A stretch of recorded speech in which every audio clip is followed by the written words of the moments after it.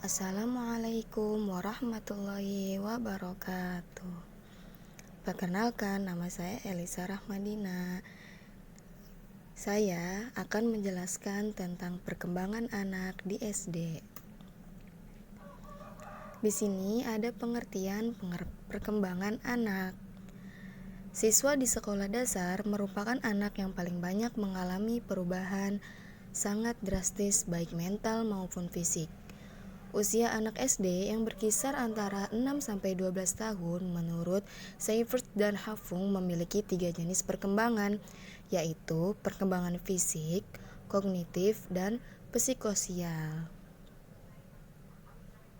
Nah, di sini anak memiliki 3 tahap perkembangan. Yang pertama, ada tahap perkembangan fisik. Perkembangan fisik memberi si kecil kemampuan yang mereka butuhkan untuk eksplorasi dan interaksi dengan lingkungan sekitarnya. Perkembangan fisik anak dimulai dari otot tubuh yang bertambah kuat dan diikuti dengan gerakan yang terkoordinasi secara bertahap. Hal ini merupakan proses awal tumbuh kembang. Yang kedua, ada perkembangan kognitif. Perkembangan kognitif mengacu pada tahapan kemampuan seorang anak dalam memperoleh makna dan pengetahuan dari pengalaman serta informasi yang ia dapatkan. Perkembangan kognitif meliputi proses mengingat, pemecahan masalah, dan juga pengembalian keputusan.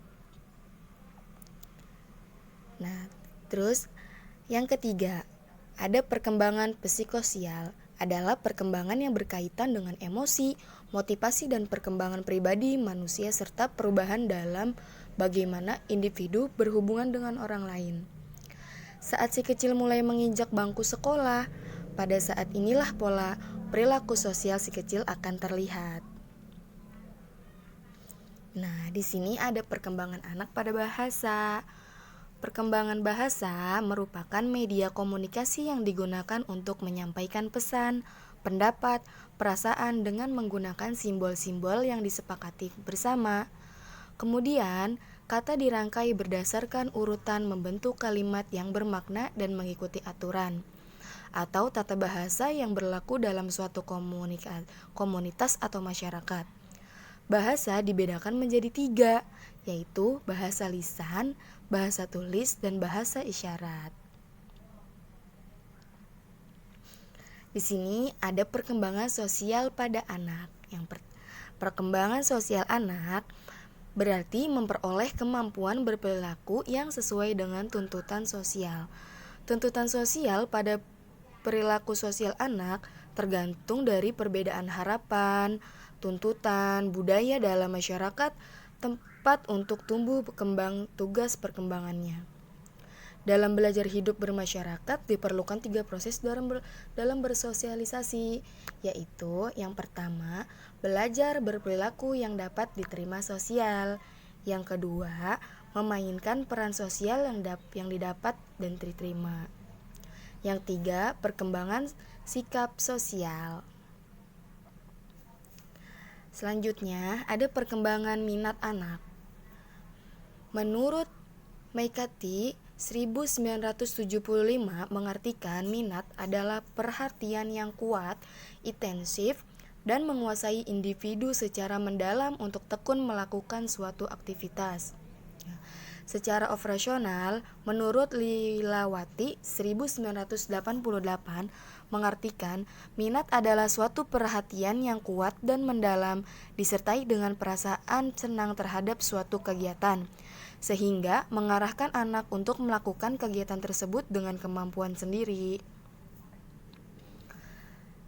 Nah, terus selanjutnya ada perkembangan efektif, di mana anak mulai mampu berpikir deduktif, bermain dan belajar menurut peraturan yang ada. Dimensi psikososial yang muncul pada masa ini adalah anak didorong untuk membuat, melakukan, dan mengerjakan dengan benda-benda yang praktis dan mengerjakannya sampai selesai hingga menghasilkan sesuatu. Berdasarkan hasil mereka dihargai dan di mana pula perlu diberi hadiah. Dengan demikian, rasa ingin menghasilkan sesuatu dalam perkembangan pada usia sekolah dasar ini Dunia anak bukan hanya lingkungan rumah saja. Pengalaman sekolah yang kurang memuaskan, walaupun sifat industri dipupuk dan dikembangkan, ini dapat menimbulkan rasa tidak mampu. Keseimbangan bukan hanya bergantung kepada orang tuanya, tetapi dipengaruhi pula oleh orang-orang dewasa lain yang berhubungan dengan anak tersebut. Nah, di sini teman-teman bisa lihat ada gambar, jangan berhenti belajar dan berkarya, semangat. Selanjutnya, ada 3 faktor utama yang mempengaruhi perkembangan si kecil. Perkembangan adalah proses yang dipengaruhi faktor bawaan dan lingkungan. Perkembangan anak setelah lahir lebih mudah diamati daripada saat masih dalam kandungan. Perkembangan anak yang satu dengan yang lain memiliki kecepatan yang berbeda. Meski pola perkembangan pada semua anak umumnya sama, ada sejumlah perbedaan yang bersifat individual yang mempengaruhi pertumbuhan dan perkembangan anak. Nah, yang pertama ada faktor genetik. Faktor genetik merupakan modal dasar dan mempunyai peran utama dalam mencapai hasil akhir proses tumbuh kembang anak. Faktor genetik diantaranya adalah jenis kelamin, ras atau suku bangsa, dan faktor bawaan yang sifatnya patologik atau penyakit tertentu. Potensi genetik yang baik bila berinteraksi dengan lingkungan yang positif akan membuahkan hasil. Yang kedua, ada faktor lingkungan. Lingkungan tempat tinggal akan mempengaruhi kecepatan dan kualitas tumbuh kembangnya. Contohnya, lingkungan fisik yang mempengaruhi pertumbuhan dan perkembangan anak yaitu adalah yang pertama ada cuaca. Cuaca yang ekstrim dan bencana alam dapat berdampak terhadap tumbuh kembang anak. Cuaca yang tidak mendukung dapat berakibat pada berkurangnya persediaan pangan, timbulnya wabah penyakit, dan lain-lain. Yang ketiga, ada nutrisi. Nutrisi memberikan yang memadai bersama dengan stimulasi sangatlah penting untuk mendukung pertumbuhan dan perkembangan otak si kecil. Salah satu nutrisi seperti kolin berperan serta dalam proses pembentukan sel saraf otak. Nah, terus selanjutnya jenis-jenis nutrisi yang dibutuhkan si kecil untuk mengoptimalkan kepintarannya di sini. Mungkin hanya ini yang bisa saya sampaikan. Kurang lebihnya mohon maaf. Wassalamualaikum warahmatullahi wabarakatuh.